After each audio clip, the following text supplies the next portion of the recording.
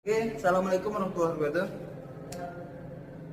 Saya Pak Arifki Perdana dan ditemani oleh rekan saya Pak Ade, Pak Deca. Nah, di video kali ini saya dan teman-teman saya akan mempresentasikan materi PJOK kelas, saya sendiri kelas 11. Kemudian ada rekan-rekan saya nanti akan mempresentasikan materi kelas 10. Semoga video ini bermanfaat untuk kita semua, untuk siswa-siswi yang belajar di rumah, kemudian bisa menjadi bahan referensi lah untuk pembelajaran PJOK dimanapun siswa-siswi berada. Semoga video kami buat bermanfaat. Kami akhiri dengan Assalamualaikum warahmatullahi wabarakatuh. Assalamualaikum warahmatullahi wabarakatuh. Kali ini saya akan mempresentasikan salah satu dari materi pembelajaran PJOK tingkat SMA, yaitu HIV atau AIDS. Saya perkenalkan diri dulu ya. Nama saya Arifki Perdana, MPD, yang biasa dipanggil dengan panggilan Pak Niko.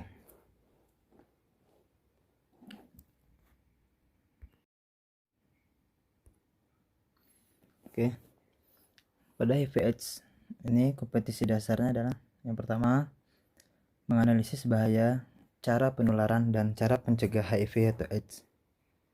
Kemudian mempresentasikan hasil analisis bahaya, cara penularan dan cara mencegah HIV dan AIDS. Nah, jadi pada pembelajaran HIV/AIDS itu siswa diharapkan menganalisis bahaya, cara penularan dan cara pencegah HIV/AIDS, dan kemudian mempresentasikan hasil analisis bahaya atau cara penularan dan cara mencegah HIV/AIDS. Dan indikator dari kompetensi dasar tadi adalah yang pertama, memahami virus HIV atau AIDS. Kemudian mengidentifikasikan cara HIV atau AIDS masuk ke dalam tubuh manusia. Yang ketiga, menjelaskan masa inkubasi virus HIV atau AIDS. Yang keempat, mengidentifikasikan cara-cara penularan HIV atau AIDS. Jadi bagaimana cara virus tersebut menularkan kepada manusia. Yang kelima, mengidentifikasikan cara menghindari HIV atau AIDS. Yang keenam, menyebutkan kelompok berisiko tinggi terkena HIV atau AIDS. Kita masuk ke pengertian dari HIV atau AIDS ya. HIV, Human Immunodeficiency virus, adalah penyebab AIDS atau virus yang melemahkan sistem kekebalan tubuh. Jadi H itu adalah human, I immunodeficiency, V adalah virus. Jadi itu adalah singkatan HIV. Nah, HIV ini adalah virus penyebab AIDS yang melemahkan sistem kekebalan tubuh. Kemudian pengertian dari AIDS adalah A. Acquired, didapat dan bukan penyakit keturunan. I-nya adalah imun merupakan sistem kekebalan tubuh. Dan defisiensi artinya adalah kekurangan. Sindrom adalah kumpulan gejala-gejala dari penyakit.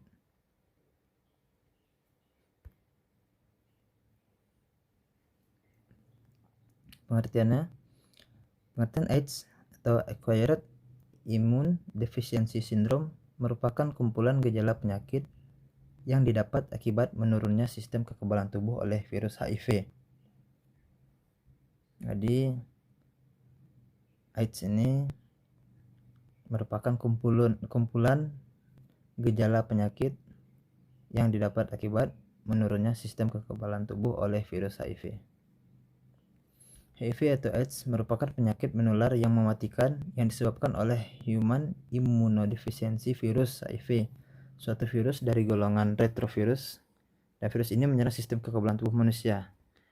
Dalam hal ini, sel T helper yang memiliki penanda CD4 adanya infeksi HIV, penderita akan mengalami penurunan daya imunitasnya, dan sebagai konsekuensi adalah munculnya berbagai kondisi yang disebabkan penurunan imunitas tersebut.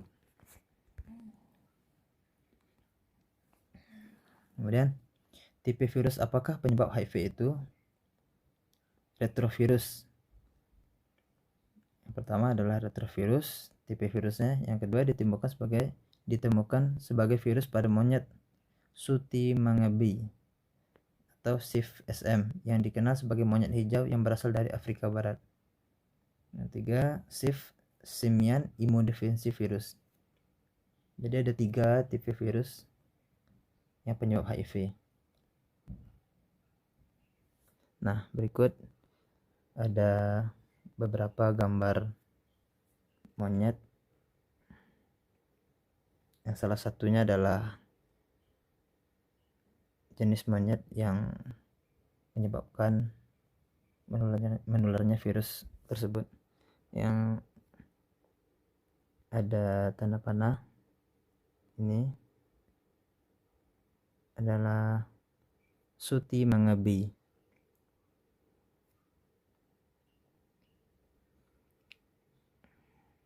Virus monyet hijau yang disebutkan di slide sebelumnya.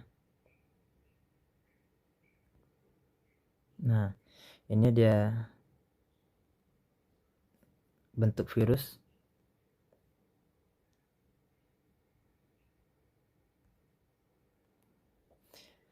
Jadi, dari mana HIV berasal? Apakah HIV berasal dari SIV?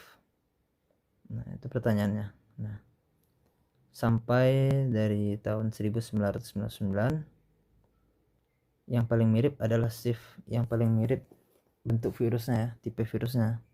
Yang paling mirip adalah SIV yang diketahui menginfeksi simpanse. Pan troglodyte SIV CPZ. Tapi ada perbedaan yang berarti antara SIV CPZ dan HIV. Kemudian merupakan keturunan dari SIV tertentu mirip dengan HIV-1 dan HIV-2. Jadi ada dua tipe HIV. Bagaimana HIV dapat menyeberangi spesies? Virus dapat menyeberangi dari hewan kepada manusia dengan proses zoonosis. Yakni zoonosis itu adalah penyeberangan dari simpanse ke manusia, karena manusia membunuh, ya pada saat itu mungkin manusia membunuh simpanse dan memakan dagingnya.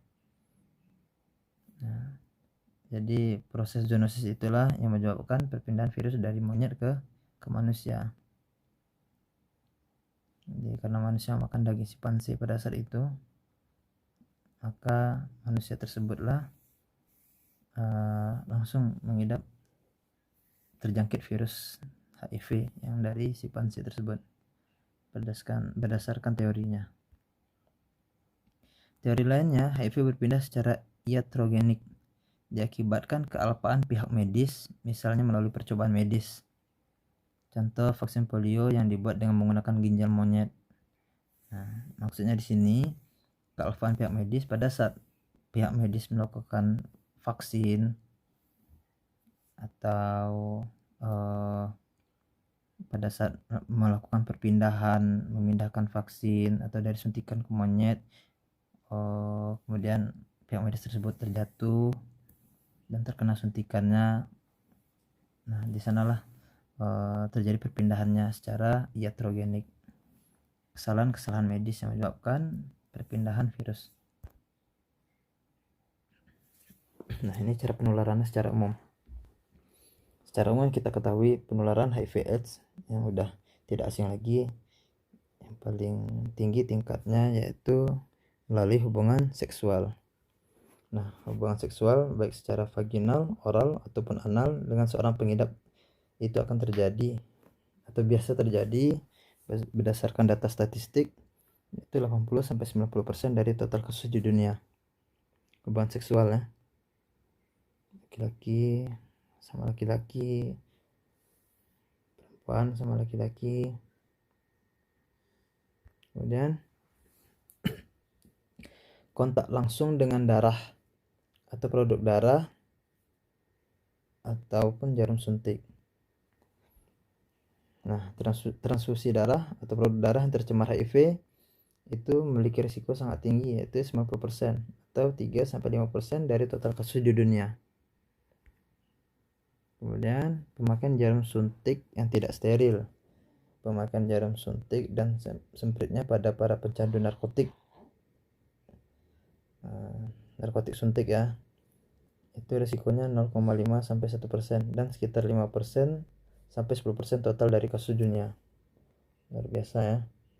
Karena apa? Karena biasanya pencandu narkotika suntik itu dia tidak mau kehilangan setetes pun narkotikanya. Jadi satu jarum suntik itu dia pakai bersama-sama. Nah, itulah yang menyebabkan penularan HIV/AIDS. Ditambah lagi mereka sedang menggunakannya pada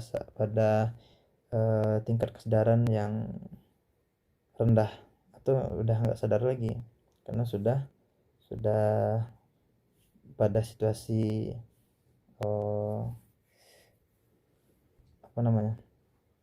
pada situasi racun dari narkotika itu sudah menyebar ke seluruh tubuh dan otak.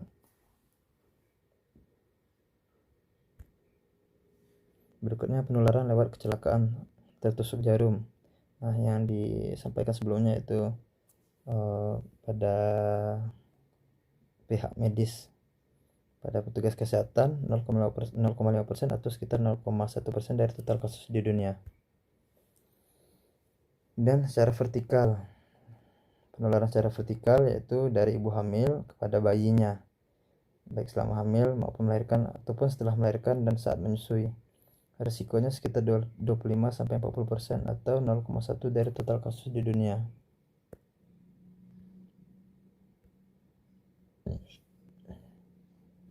Nah, HIV tidak menular melalui bersentuhan, bersalaman, berpelukan atau kontak sosial. Berikutnya adalah berciuman, lalu air liur, batuk atau bersin, berbagi makanan atau menggunakan peralatan makan bersama, gigitan nyamuk atau serangga lain, berenang bersama, memakai toilet bersama. Jadi HIV tidak akan menular melalui bersentuhan, bersalaman, berpelukan. Jadi walaupun seseorang pengidap HIV itu sudah terjangkit dan tidak menutup kemungkinan dia untuk berinteraksi sosial sesama dengan orang lain. Ya, jadi di sini perlu pemahaman lebih untuk kita semua dan untuk para pengidap HIV bahwa beberapa cara-cara penularan atau apa saja yang menyebabkan tidak menularnya itu harus disosialisasikan. Karena kebanyakan sekarang para pengidap HIV/AIDS itu malah takut berinteraksi sosial, takut memberitahu ke orang banyak.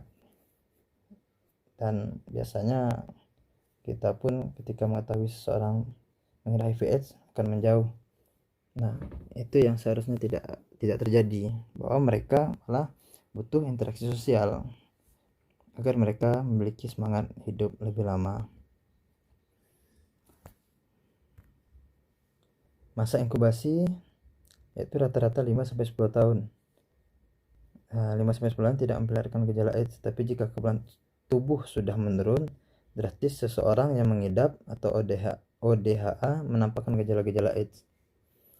Perjalanan HIV atau AIDS. Stadium 1. Nah, ini ada beberapa stadium ya. Perjalanan virusnya. Stadium 1 HIV lamanya 1-3 bulan masa perkembangan virus dalam tubuh. Di 1-3 bulan saat terkontaminasi, tubuh seseorang yang terkena virus HIV/AIDS itu memiliki masa perkembangan virusnya itu 1-3 bulan.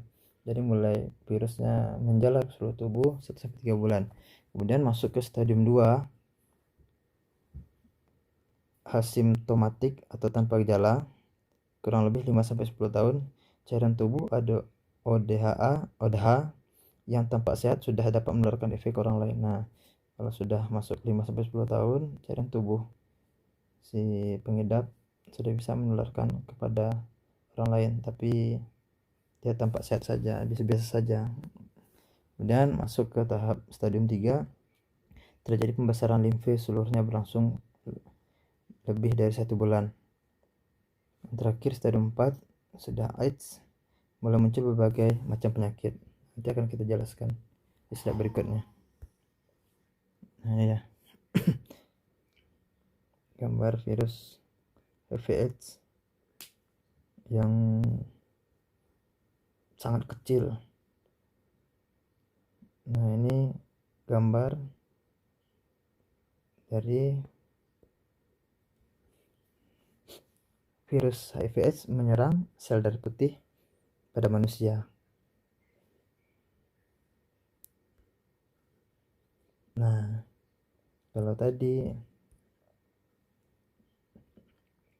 sel darah putih yang masih baik ya diserang. Nah ini kira-kira gambar dari sel darah putih yang telah rusak, yang sudah dipengaruhi oleh virus HIV.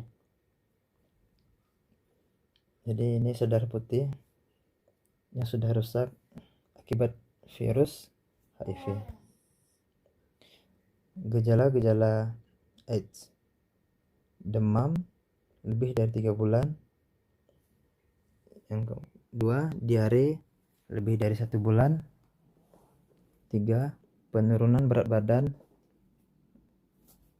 10% dalam 3 bulan. Yang keempat, batuk-batuk lebih dari 1 bulan. Yang kelima, infeksi pada mulut dan tenggorokan oleh jamur Candida albicans. Yang keenam, infeksi mulut dan tenggorokan. Yang ketujuh, pembekakan kelenjar getah bening di seluruh tubuh. 8, munculnya herpes zoster berulang-ulang. Yang kesembilan, bercak-bercak gatal di seluruh tubuh. Nah, itulah tahap-tahapan gejala-gejala yang akan timbul pada tubuh si penderita AIDS. Ya, biasanya karena menyerang imunitas tubuh, jadi si penderita akan mengalami berbagai macam penyakit. Ya, penyakitnya biasanya hilang timbul, tergantung kemampuan tubuh si penderita. Nah, penyakit-penyakit akibat virus HIV atau AIDS. Nah, ini diambil dari sumber penelitian dari luar negeri. Nah, itu dari bentuk kaki si penderita HIV/AIDS ketika sudah stadium seperti ada stadium lanjut. Penyakit kulit sangat mengerikan ya. Nah, ini di dalam rongga mulut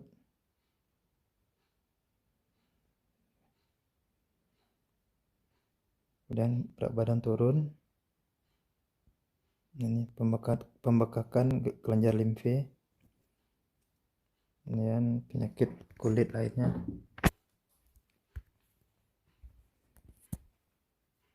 Kemudian pengobatan. Infeksi dini, pemberian antivirus, misalnya zidofudin, ZDV, dan diagnosis DDI untuk menghambat perkembangan virus. Jadi, kalau sudah diketahui infeksi dini, segera laporkan ke pusat kesehatan terdekat, maka akan diberikan pemberian antivirus. Yang kedua, profilaksis, obat anti jamur. Ketiga, stadium lanjut, yaitu obat-obatan mencegah infeksi. Terakhir, fase terminal yang sudah tak teratasi, agar pasien merasa nyaman. Ya, misal obat anti nyeri, anti mual, penurunan panas, dan sebagainya. Oke, ini pemberian terapi yang bukan merupakan pengobatan. Dia memberikan pendidikan pada kelompok yang berisiko terkena AIDS, jadi pemberian edukasi atau pemahaman pada kelompok yang berisiko terkena AIDS. Ya, kelompok-kelompok berisiko terkena AIDS, ya salah satunya pekerja seks komersil, waria, dan sebagainya. Kedua, anjurkan penderita HIV atau AIDS tidak mendonorkan darah atau menyumbangkan organ atau cairan semen, kemudian mengubah kebiasaan seksual untuk mencegah terjadinya penularan. Ketiga, screening darah atau donor terhadap adanya antibodi HIV. Nah, bagaimana mengetahui status HIV saya? Ya, bagaimana caranya kita agar mengetahui mengidap penyakit HIV ataupun tidak? Ya, yang pertama, testing HIV. Ya, dengan cara mengambil darah dan pemeriksaan laboratorium serta konseling pre dan pasca testing. Kemudian konseling dan tes HIV sukarela dilakukan dengan prinsip tanpa paksaan, rahasia, tidak membedakan serta terjamin kualitasnya. Jadi sebenarnya apapun virusnya, kalau kita ingin tahu mengidap atau terinfeksi virus tersebut, ya caranya dengan memeriksakan diri ke pusat kesehatan terdekat. Jadi biasa diambil darahnya dan konsultasi langsung dengan orang yang berkompeten. Nah, referensi dari slide ini yaitu pertama, buku pegangan guru dan siswa Kementerian Pendidikan dan Kebudayaan Indonesia, Pendidikan Jasmani, Olahraga dan Kesehatan. Yang kedua, modul penyuluhan pencegahan HIV atau AIDS oleh tim PKM Rumah Sakit St. Vincentius Paulus Surabaya. Nah, sekian dan terima kasih. Akhir kata saya tutup. Wassalamualaikum warahmatullahi wabarakatuh. Semoga slide ini bermanfaat untuk pembelajaran PJOK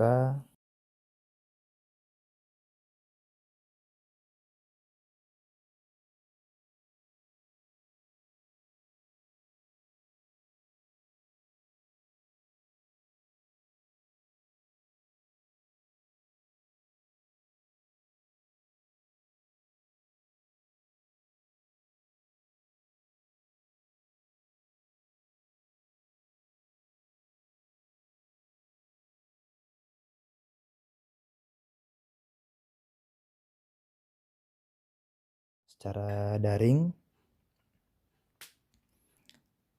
bagi guru dan peserta didik.